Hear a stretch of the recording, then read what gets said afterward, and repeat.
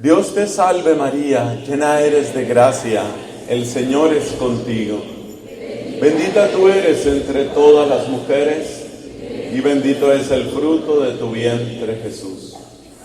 Santa María, Madre de Dios, ruega por nosotros pecadores, ahora y en la hora de nuestra muerte. Amén. En el nombre del Padre, y del Hijo, y del Espíritu Santo. Amén. Por favor, siéntense. Hermanos queridos, 50 años de la renovación católica carismática. 50 años de inmensa bendición.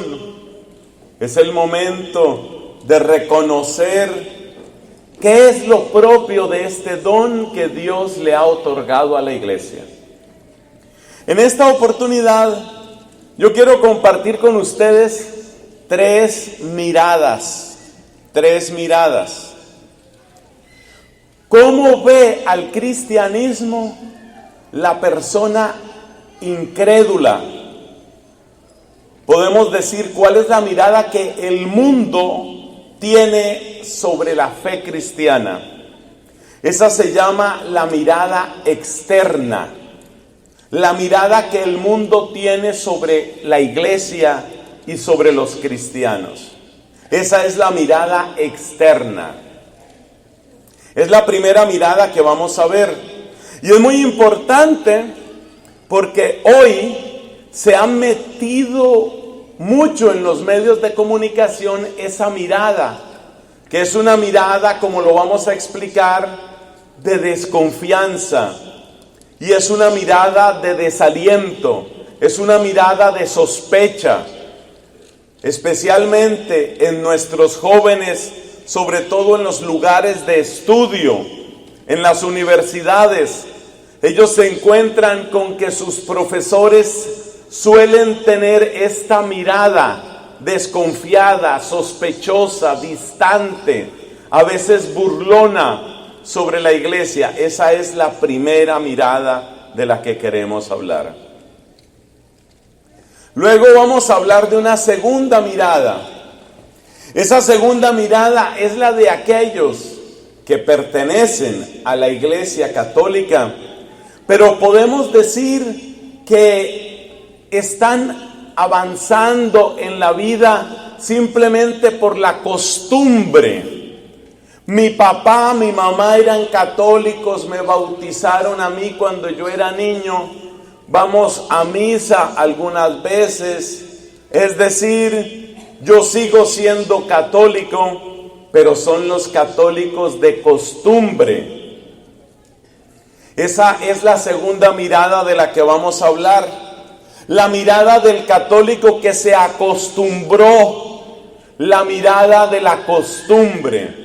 La primera es la mirada del mundo, la segunda es la mirada de la costumbre. La mirada de la costumbre. El católico que se acostumbró a eso, se acostumbró a que lo miraran así y se acostumbró a ver el mundo de esa manera. Esa es la segunda mirada. Y la tercera mirada es la mirada que vamos a llamar la mirada que te da el Espíritu. La mirada del Espíritu.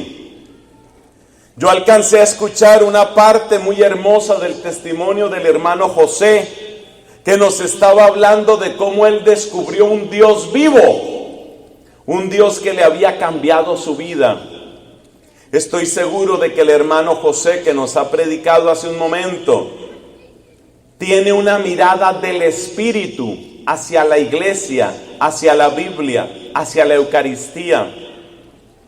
Entonces son tres miradas. Veo con alegría que ya algunas personas sacaron sus cuadernos para apuntar. Yo tengo complejo de profesor. A mí me gusta que la gente tome sus apuntes. ¿Por qué? Porque este congreso hermoso termina de aquí a unas horas, pero yo quiero que te quede algo, y ese algo que quiero que te quede, mejor te queda cuando tú tomas unos apuntes, Por eso también hay Biblias que están ofreciendo. Por eso también hay folletos, hay discos, CDs para que acompañen tu camino, videos para que veas en tu casa o con tu grupo. Allá, por ejemplo, he traído algunos que ustedes pueden en el momento del receso conseguir también. Lo importante de esto, ¿qué es? Que esta fiesta no se acabe simplemente hoy, que esto marque una diferencia en tu vida. 3 miradas, ¿ya te las aprendiste? Son 3 miradas que tenemos. La primera mirada es la mirada del mundo. La segunda es la mirada de la costumbre. La tercera es la mirada del espíritu. Si usted se aprende que esos son los 3 temas de esta charla, ya usted con eso saca un provecho de este momento.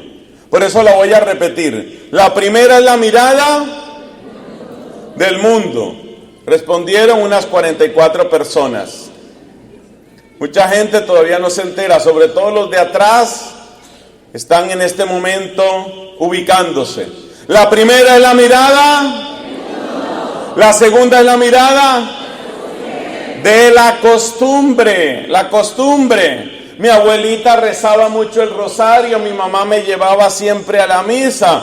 A mí me educaron en un colegio católico, o yo iba los domingos a la escuela de la fe allá en mi parroquia. Eso está muy bien, pero a veces nos quedamos solamente en la costumbre. ¿Y la tercera es la mirada? La tercera es la mirada del Espíritu. Por última vez les pregunto, pero estoy respondiendo fuerte. Yo le puedo preguntar la primera, la segunda o la tercera, así que concéntrese. La segunda es la costumbre. Ya van despertando, bendito sea Dios. La tercera es. Y la tercera es. Ah, sí están concentrados, yo creí. ¿Y la segunda? ¿Y la primera? No se confundan, hay algunos que dicen, el mumbre. El mumbre no existe. Si va a decir el mundo, diga el mundo, y si va a decir la costumbre, diga la costumbre, pero el mumbre no me digan. La última vez, porque tenemos que salir del título, estamos apenas en el título, ¿cómo así? La primera. ¿Sí oyeron cómo dijeron el mumbre? La tercera. La primera. Más o menos bien.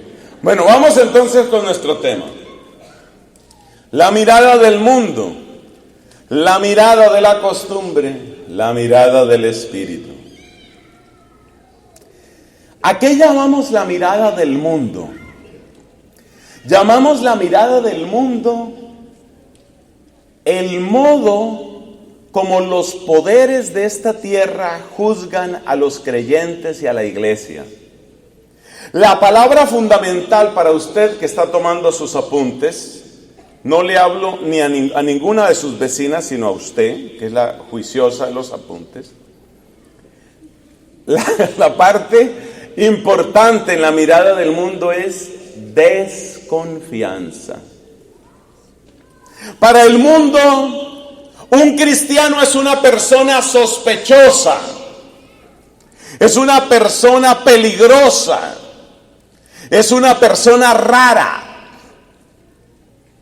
porque el mundo es como un río en donde todo el mundo está obedeciendo. En el mundo, en la lógica del mundo, todos obedecen y todos van cumpliendo unos determinados pasos. Y todos van siguiendo unos mismos ídolos.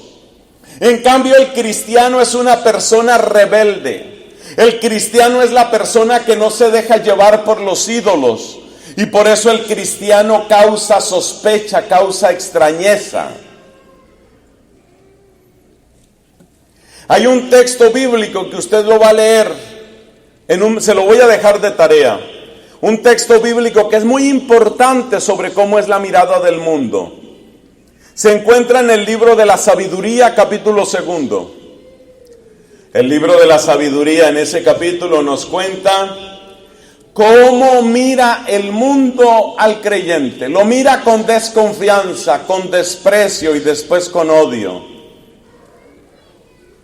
El libro de la Sabiduría, en el capítulo 2, nos presenta esa desconfianza y desprecio.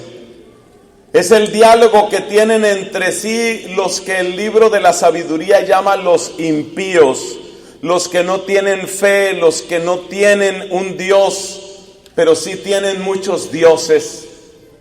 Y el mundo está lleno de idolatrías, y hay que seguir esos ídolos. Y por eso el cristiano causa sospecha en el mundo, porque no sigue esos ídolos, porque su comportamiento es extraño. Y la extrañeza del comportamiento del cristiano se convierte en una especie de denuncia de los muchos pecados del mundo. Le voy a dar ejemplos. En una universidad entra una joven que es cristiana, católica, convencida. Ella tiene muchas compañeras de estudio y muchos compañeros. Pero resulta que entre sus compañeros hay un muchacho que a ella le gusta mucho. Un muchacho atractivo, inteligente. Es todo un caballero. Y la alegría de esta chica crece porque ese muchacho parece que se ha fijado en ella. Efectivamente, el muchacho evidentemente se interesa por esta chica, tiene detalles con ella, la invita a salir, todo parece andar muy bien, parece que una relación romántica hermosa está en el horizonte. Después de que va avanzando esta reunión, han tenido 1 o 2 comidas juntos, han compartido, se han reído, se han sentido a gusto el uno con el otro. Entonces este muchacho quiere dar un paso más. Y la manera que él tiene de dar un paso más es la que presentan las películas de Hollywood. ¿Cuál es esa manera? Bueno, si quieres me quedo yo en tu apartamento, o si quieres te quedas tú en mi apartamento. La está invitando a que pasen la noche juntos, la está invitando a que tengan sexo esa noche. Solamente han tenido 1 o 2 comidas, pero ya él considera que ya puede dar ese paso al sexo. Esta muchacha le hace cara de extrañeza y le dice: ¿qué es lo que me estás diciendo? ¿Que te vas a quedar en mi apartamento? Y él trata de hacer un chiste y dice: bueno, no en todo tu apartamento, me basta con tu cama. Ella se da cuenta de lo que está pasando y como ella tiene una convicción cristiana clara, le dice: yo no voy a hacer eso contigo. Entonces el muchacho se da cuenta de que hay una resistencia en ella. Y él cree que la cosa pues es simplemente de conversar otro poco, intenta insistirle, él se da cuenta que él le gusta a ella, intenta llegarle por un lado, por otro, tú eres especial, no hay otra como tú, es decir, excepto otras 44 que yo he conocido, tú eres única. La muchacha se da cuenta de las intenciones de él y a pesar de que ese chico le gusta mucho, ella se mantiene firme. ¿Cuál es la actitud de este muchacho? Yo creí que tú eras una muchacha liberada, una muchacha moderna, pero me doy cuenta que eres anticuada, acomplejada, seguramente que hasta católica serás. Él se da cuenta de que el catolicismo de ella es un estorbo para lo que él quisiera. Eso es lo característico de la mirada del mundo, porque resulta que es un elemento fundamental de nuestra fe cristiana, el valor que cada uno de nosotros tiene, cada hombre y cada mujer, y es un elemento esencial, que nuestro cuerpo no es un entretenimiento ni un simple instrumento del afecto, nuestro cuerpo es templo santo, y además el cuerpo de la mujer es el primer lugar que Dios bendice para dar origen a la vida humana. en el cuerpo de la mujer están las fuentes de la vida. Ese no es un juguete simplemente para pasar una noche para ver si me gusta o no me gusta este chico. Entonces este hombre, cuando se da cuenta que no va a lograr su propósito, cambia totalmente de actitud. Si antes era caballeroso, detallista, simpático, dulce, ahora pasa a ser irónico, agresivo, distante.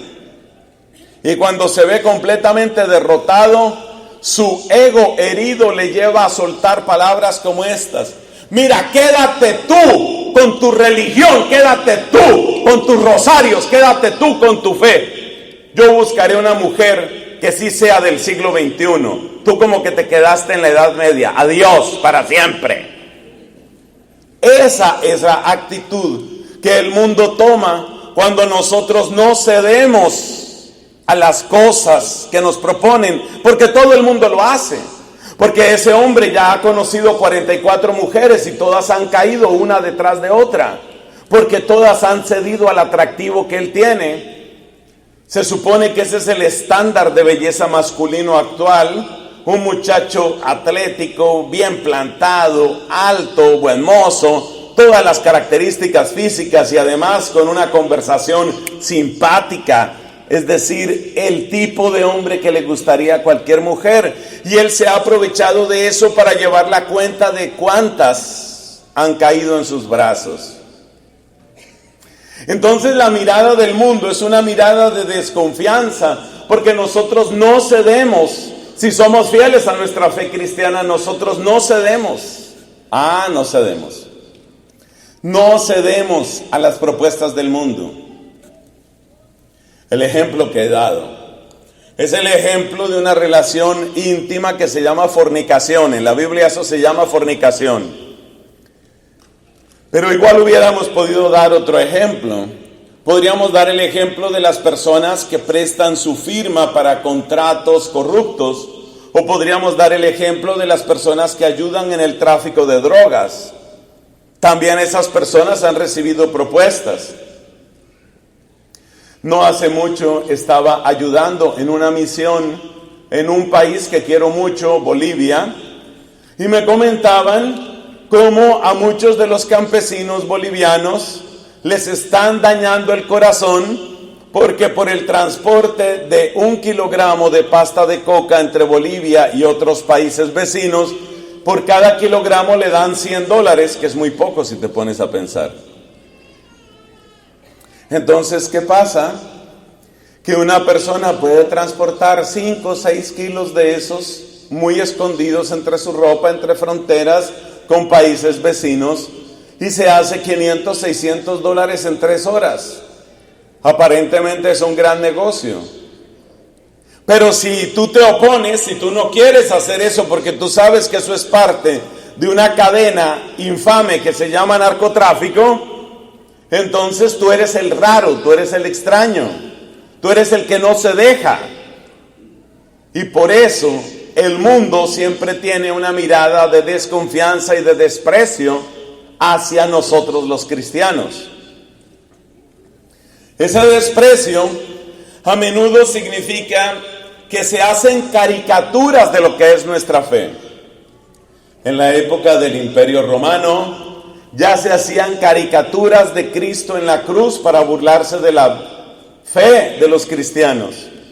Una de las antiguas caricaturas, lo que a veces llamamos un graffiti de la época del Imperio Romano, representa una cruz, pero lo que está crucificado es una cabeza de burro para burlarse de Cristo. Ustedes adoran a un burro crucificado, así blasfemaban y así ofendían a los cristianos. Lo mismo sigue sucediendo en nuestra época.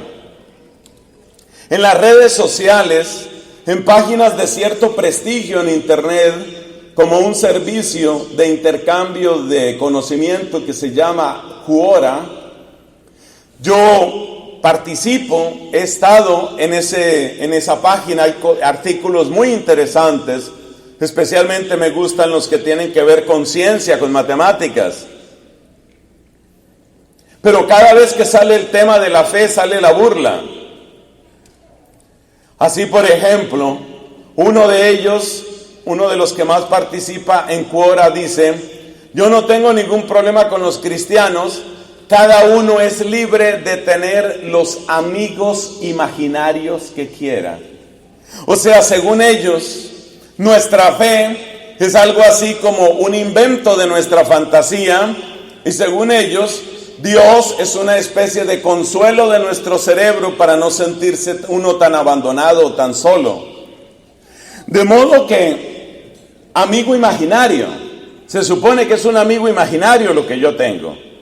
Esa actitud de burla, esa actitud de desconfianza, esa actitud de desprecio, en algunos casos llega verdaderamente a la persecución. Es lo que encontramos especialmente en los países que son expresamente ateos. En países como Vietnam, como Corea del Norte, como China, la China comunista, como Cuba en algunas oportunidades, y en otros sitios el cristianismo ha producido verdaderos mártires también en nuestros días. Así que, ¿cuál es la primera mirada? Es la mirada del mundo. ¿Y la mirada del mundo cuál es? Es una mirada de desconfianza, una mirada de burla, una mirada de desprecio y a veces una mirada de odio. ¿Y cuál es la razón de eso? Que un verdadero cristiano no se somete a los ídolos de esta tierra. Cuando todo el mundo está detrás de los placeres fáciles, cuando todo el mundo está idolatrando esa libertad que se vuelve libertinaje, especialmente en el asunto del sexo y las drogas, cuando todos son idólatras y se postran ante esos dioses, el cristiano sigue proclamando lo único que es la base de su fe: amarás al Señor tu Dios con todo tu corazón, con toda tu alma, con todas tus fuerzas. El cristiano sabe que ahí está el centro de su corazón, que ahí está el centro de su vida, y de ahí no quiere apartarse. Así que, mis hermanos, esa es la primera mirada. Y repito, esa mirada es muy importante tenerla clara, porque esa mirada es la que hace que cada vez nosotros los cristianos nos sintamos un poco más solos y a veces nos sintamos incluso excluidos. Porque cuando todo el mundo dice que se puede llamar matrimonio a cualquier cosa, si uno sigue creyendo, como enseña la palabra de Dios, que el matrimonio es la unión entre hombre y mujer, un hombre y una mujer, uno empieza a sentir que uno es minoría. O sea, cuando aquí hablamos de la mirada del mundo, hermanos, aquí no nos estamos refiriendo a un problema teórico, estamos refiriéndonos al aislamiento progresivo, incluso violento, que empiezan a padecer muchos cristianos, incluyendo países donde se supone que están garantizadas las libertades básicas. Hay lugares donde los papás cada vez se sienten más acomplejados para intervenir en la educación de sus hijos. Hay una historia que he contado varias veces, prueba de que sucedió hace varios años. La historia de lo que pasó en un país vecino, en Canadá. Resulta que la profesora dice a los niños que para el día de mañana tienen que traer escrita una historia de un niño que es hijo o de dos papás o de dos mamás.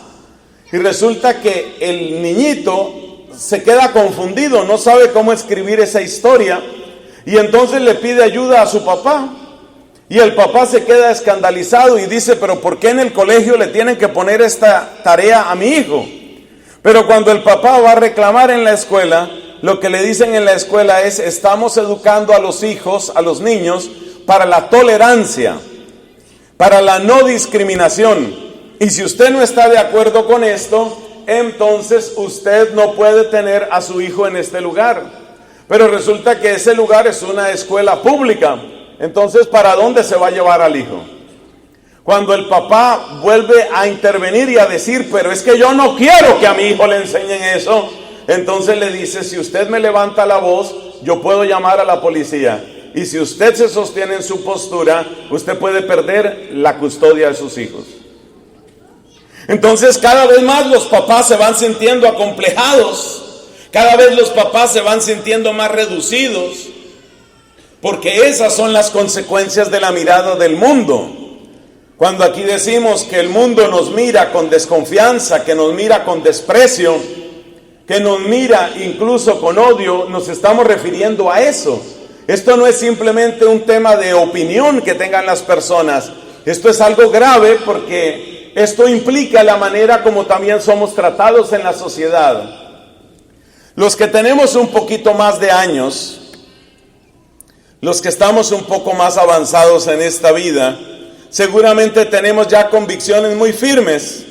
Y aunque uno no le desea el mal a nadie, y aunque uno ora por todos, y aunque uno es respetuoso con todas las personas de la sociedad, todas, no importa cuál sea su orientación, su clase social, su raza, su etnia, su origen, aunque uno es respetuoso con todos, la verdad es que la situación es mucho más difícil para los niños y los jóvenes. Los niños y jóvenes cada vez se sienten más tímidos de realmente expresar su opinión, sobre todo cuando se trata de estos temas de familia, de sexualidad, de pareja. Cada vez más los jóvenes se sienten más acomplejados y cada vez más prefieren simplemente callar y estar de acuerdo, aunque sea tácitamente. Lo que esto demuestra, mis amigos, es el poder de la mirada del mundo.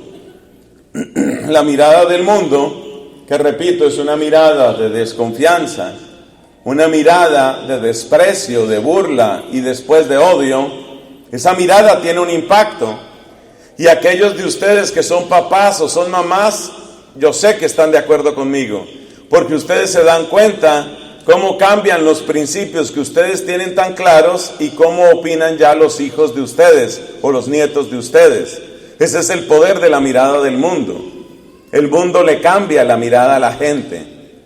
De tanto cansarse, de la fatiga que produce el que a uno lo estén cada rato despreciando, que lo estén marginando, finalmente la persona se cansa de eso. Bueno, hasta ahí vamos. Esa es la primera mirada. Es una mirada difícil, es una mirada que cada vez se vuelve más asfixiante en nuestra sociedad, porque cada vez más los cristianos nos sentimos gente rara, gente que tiene principios, que tiene convicciones que nadie más tiene, y esto realmente hace difícil la vida en sociedad. Pasemos al segundo punto, la segunda mirada. La segunda mirada tiene que ver con ¿la qué? Ya se les olvidó. La costumbre. ¿Cómo es la mirada de la costumbre? La mirada de la costumbre es la mirada de la persona que viene de una familia católica tradicional. En la familia católica tradicional, la vida de fe gira en torno a los sacramentos. Nació un hijo, bueno, vamos a bautizarlo.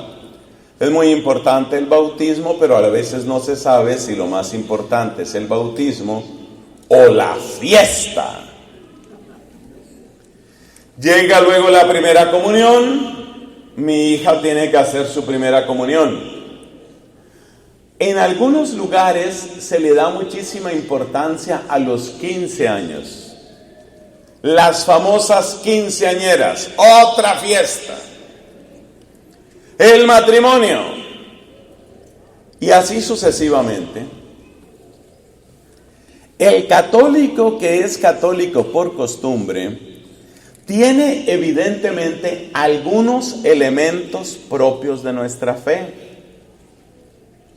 Suele tener respeto hacia los signos sagrados. Por ejemplo, las imágenes, sabiendo que nosotros no adoramos imágenes, sirven simplemente para avivar nuestra piedad.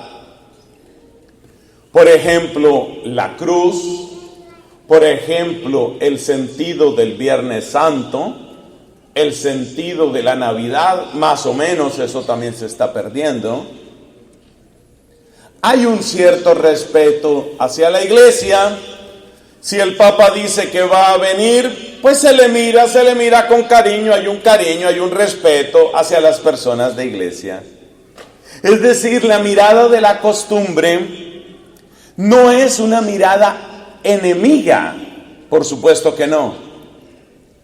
Pero ¿qué características tiene? Para entenderlo, lo mejor es recordar lo que les pasó a los apóstoles después de la muerte de Cristo.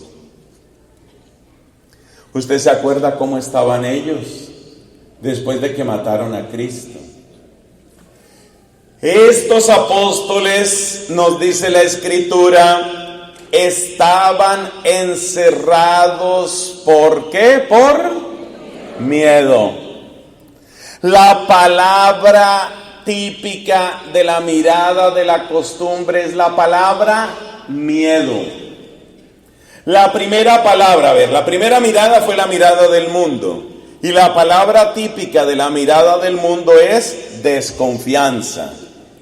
La segunda mirada es la mirada de la costumbre. Y lo típico de la mirada de la costumbre es el miedo.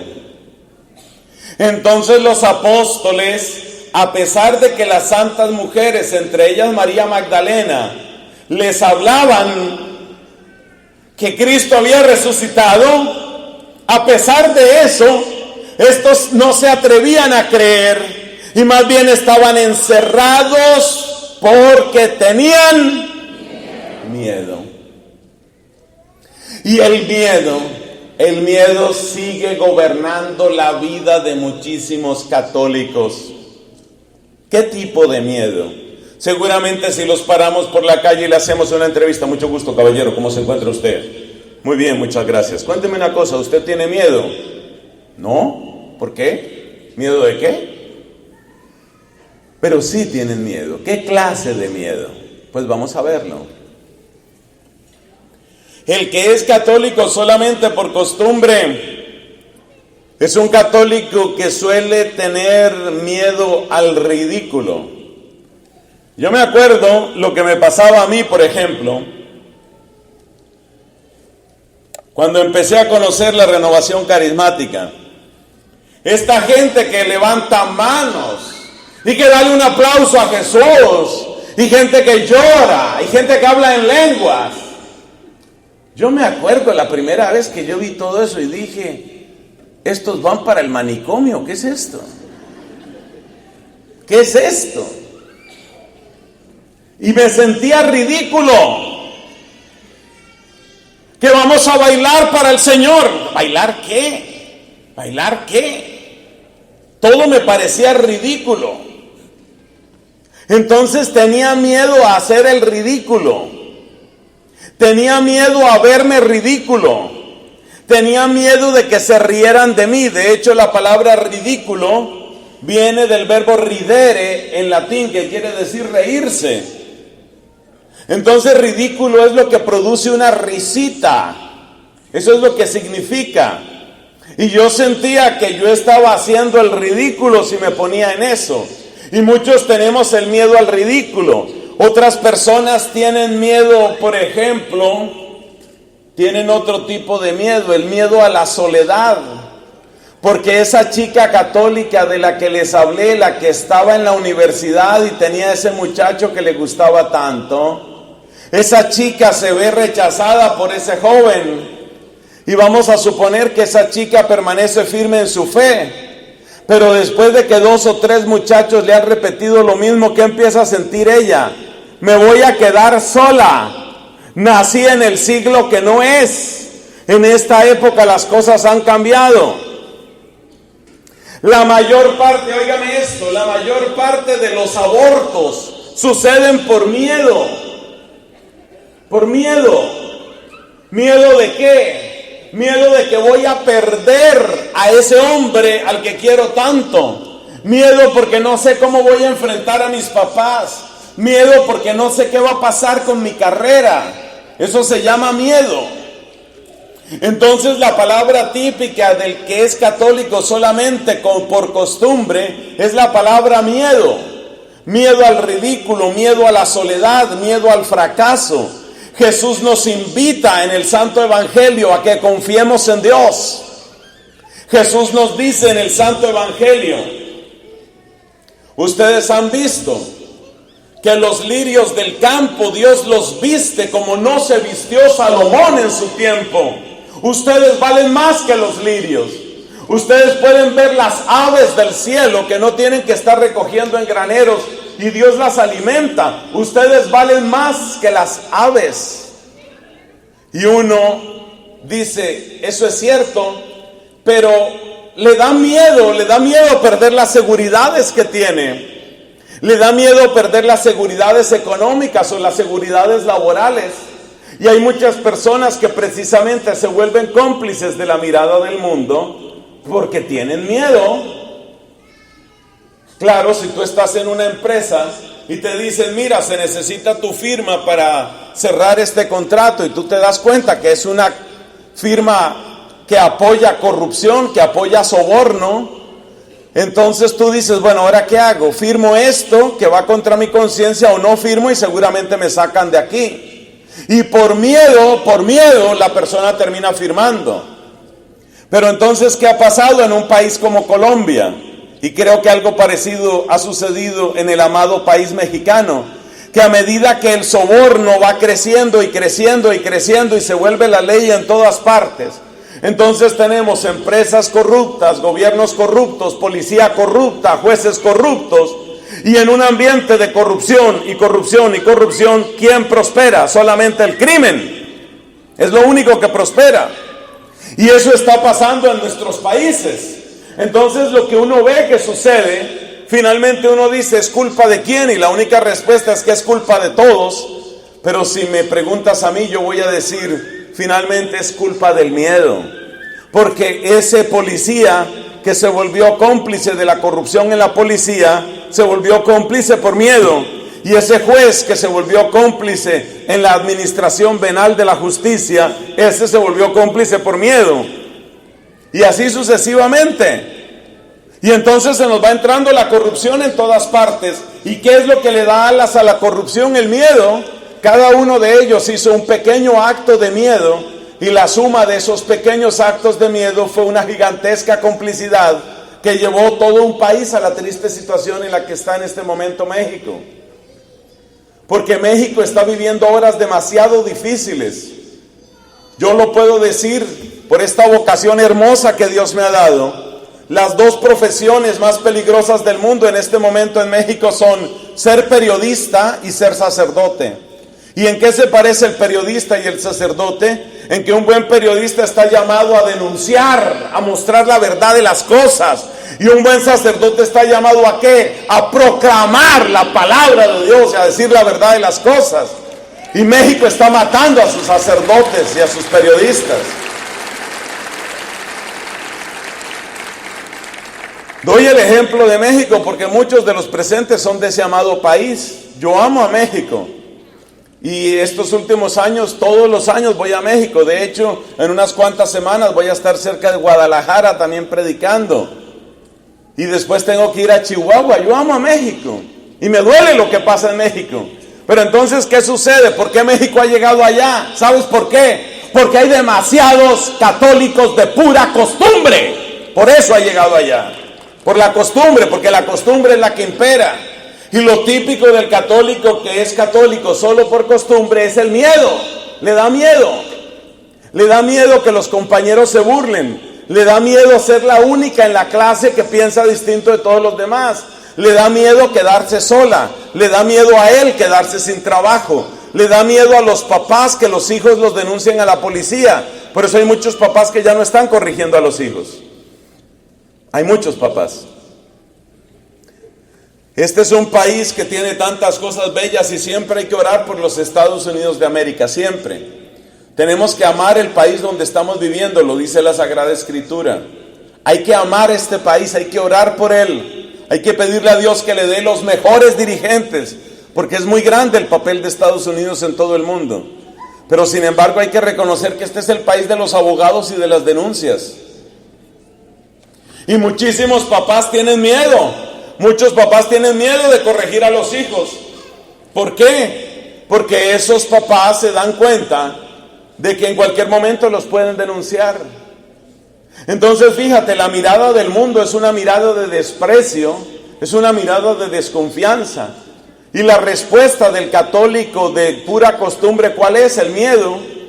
Por eso no nos debe extrañar que cada vez se presente más un éxodo, un desangre de católicos hacia la apostasía, es decir, renegando de su fe, de una manera abierta, como una conferencia, una entrevista que escuchaba el día de ayer mientras estaba en todos esos aviones. A mí me gusta escuchar entrevistas, programas documentales. Estaba escuchando una entrevista, una señora filósofa, y esta señora decía: yo perdí la fe en Dios sobre los 21 años de edad. ¿Y sabes de qué está escribiendo ella ahora? Está escribiendo sobre la soledad. La soledad. Y ella dice: yo admiro lo que sienten las personas que tienen fe, pero yo ya no tengo fe. Lo decía abiertamente. Ha apostatado, ha dejado su fe. Entonces date cuenta, si el mundo nos trata con desconfianza y con dureza, y si nosotros lo único que tenemos es cobardía y miedo, entonces ya sabes qué es lo que va a pasar. Va a darse un desangre de católicos hacia la apostasía, es decir, van a renegar de su fe, van a dejar la práctica de la fe. Y eso está sucediendo en la población hispana en Estados Unidos, porque resulta que los que llegaron a este país entendieron desde el principio que Dios y solamente Dios era de quien podían agarrarse en circunstancias a veces muy difíciles, siendo a veces despreciados, siendo a veces humillados. Sabían que la Virgencita, especialmente en su advocación de Guadalupe, y que Dios nuestro Padre y que Jesús el Señor eran su único soporte. Pero ya los hijos que nacieron en este país y ya los hijos que se han sentido sometidos a esa presión de la mirada del mundo, ya los hijos ya no tienen esa fe. Entonces, ¿cuál es el dolor que yo me encuentro en la población hispana de adultos? Prácticamente en cada misión, en cada oportunidad que vengo a los Estados Unidos de América, ¿cuál es el dolor de los papás, las mamás? Mis hijos ya no van detrás de mis pasos. Mis hijos han dejado la fe. Mis hijos están fascinados con el materialismo, con las libertades y con todo lo que da este país. Y es verdad que tiene muchas cosas buenas, pero han perdido la fe. Llevamos dos miradas. La mirada del mundo marcada por la desconfianza y la mirada de la costumbre marcada por el miedo. Pero ¿quién es el que nos quita ese miedo? Es el mismo que les quitó el miedo a los apóstoles, y ese se llama el Espíritu Santo. El día de Pentecostés bajó con poder el Espíritu Santo, y la mirada que te da el Espíritu Santo tiene un nombre. Así como la mirada del mundo es desconfianza, así como la mirada de la costumbre es el miedo, la mirada que te da el Espíritu se llama la mirada de la Pascua. El Espíritu Santo te da la mirada de la Pascua. ¿Qué quiere decir eso? Mira, yo iba a decir, cuando estaba preparando estas palabras, yo pensaba, se podría decir que nos da la mirada de la victoria, y es verdad. Porque el Espíritu Santo te da poder para la victoria, amén. Pero sabes una cosa, el Espíritu Santo no te va a quitar el paso por la cruz. El paso por la cruz no te lo va a quitar. Por eso decía el apóstol San Pablo, como consta en el libro de los Hechos de los Apóstoles, hay que pasar por muchas cosas para entrar en el reino de Dios. Tú no esperes que el Espíritu Santo te quite la cruz, te quite el padecimiento, te quite el sufrimiento. Algunas veces te evita algún sufrimiento, pero la mayor parte de las veces lo que te da es que a través del sufrimiento tú encuentras la victoria. ¿Y qué se llama pasar por el sufrimiento para llegar a la victoria? Eso se llama Pascua, la Pascua. Por eso me encanta, por favor, la cámara que haga un acercamiento a la cruz de la propia de la renovación carismática. Eso, váyase para allá. Hágale un primer plano a esa hermosa cruz, que se vea completa. Mírela, mire. Eso es una hermosura, véala. Ahí vaya acercándose. Si ves, está la cruz, pero envuelta en un halo de gloria. en una invocación al Espíritu.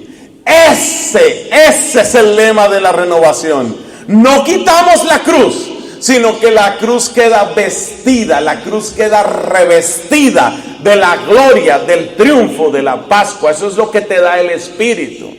Porque si ustedes leen el libro de los Hechos de los Apóstoles, que es en cierta manera el manual de la renovación carismática católica, ustedes se dan cuenta, desde el capítulo 3, atención, Pentecostés fue el capítulo 2, desde el capítulo 3 de Hechos de los Apóstoles, ustedes se encuentran que a los apóstoles los metían a la cárcel, los amenazaban, los azotaban, y muy pronto encuentran en el capítulo 9 de los Hechos de los Apóstoles que ya empiezan a matar gente. El primero de los mártires cristianos se llamó Esteban. Él es el protomártir, el primer mártir de la iglesia. O sea que lo que hace el Espíritu Santo no es ahorrarnos la cruz. Por favor, desconfíen ustedes, hermanos, desconfíen de aquellos predicadores o predicaciones que presentan las cosas como que nunca te va a pasar nada, todo te va a salir muy bien, todo va a funcionar de maravillas. Como pasó con un pastor protestante allá en mi país. Este hombre estaba dando su testimonio y decía: antes de que yo conociera a Jesucristo, hermanos, tenía que andar en una bicicleta de segunda mano. Ahora conocí a Jesucristo, les presento mi automóvil BMW. La gente aplaude, bravo. Antes de que yo conociera a Jesucristo, yo vivía en una habitación de 25 metros cuadrados. Ese era mi apartamento, era todo lo que tenía. Sufríamos mucho con mi esposa. Ahora les presento en las diapositivas esta mansión de $1,200 millones. Ahí pueden ver lo que el Señor ha hecho en mi vida. La gente aplaude. Antes, cuando yo no conocía al Señor, estaba casado con esta señora fea, horrible era ella. Ahora les presento a mi esposa, bonita ella. Entonces, hermanos, cuidado con eso. Eso se llama un engaño. Ese engaño se llama el evangelio de la prosperidad, que es presentar las cosas como que nunca vas a tener problemas, todo te va a salir bien, todos te van a querer, todo te va a funcionar. Eso no es lo que dice Cristo en la Biblia. Cristo en la Biblia dice: el que no tome su cruz cada día no puede ser discípulo mío. Y el hermano José, cuando estaba dando su testimonio, en lo más fuerte de la oración, lo que nos decía es que podamos tomar la cruz sobre nuestra espalda, pero no una cruz como si fuera una maldición, sino una cruz como un puente de gracia y de gloria que nos trae la bendición del Señor. ¿Y quién es el que me da esa mirada? El Espíritu Santo. Es el Espíritu Santo el que me da esa mirada. Entonces el Espíritu Santo es el que me arranca el miedo. El Espíritu Santo es el que me permite repetir las palabras que dijo Jesucristo, capítulo 14 de San Marcos. Allá dice Jesús, momentos antes de su pasión: ustedes me van a abandonar, les anuncia a los apóstoles, pero yo no estoy solo, el Padre está conmigo.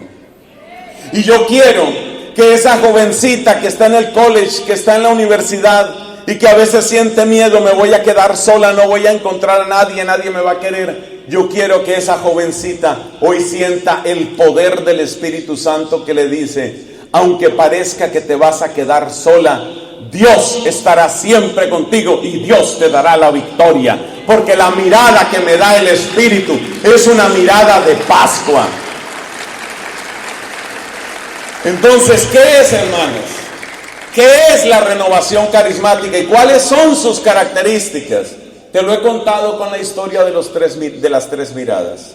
No te quedes en la mirada del mundo con desconfianza hacia la santidad, hacia la cruz, hacia la iglesia y dejándote llevar por el río de los ídolos de esta tierra. No te quedes con esa mirada, porque en esa mirada hay esclavitud.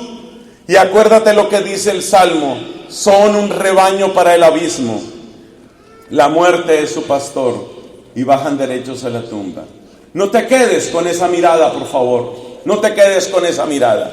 Pero tampoco te quedes con la mirada del católico que es católico solo por costumbre. Porque aunque parezca que es católico, en el fondo también ha renegado de su fe porque está siendo prisionero del miedo. ¿Qué es lo que me han dado? ¿Qué es lo que nos han dado los maravillosos, los benditos predicadores de la renovación carismática? No solo de la renovación carismática, en el fondo, la renovación carismática lo que hace es recordar lo que siempre han sabido los santos, los mártires de todos los tiempos de la iglesia. ¿Qué cosa? Que existe la efusión del amor de Dios en nuestra vida y que esa efusión de amor nos libera de todo miedo y nos da la libertad para poder llamar a Dios Padre y para poder vivir como hijos suyos, sin miedo al mundo, sin miedo al demonio, sin esclavitud de la carne. Eso es lo que nos da el Espíritu Santo. Ese es el poder del Espíritu Santo.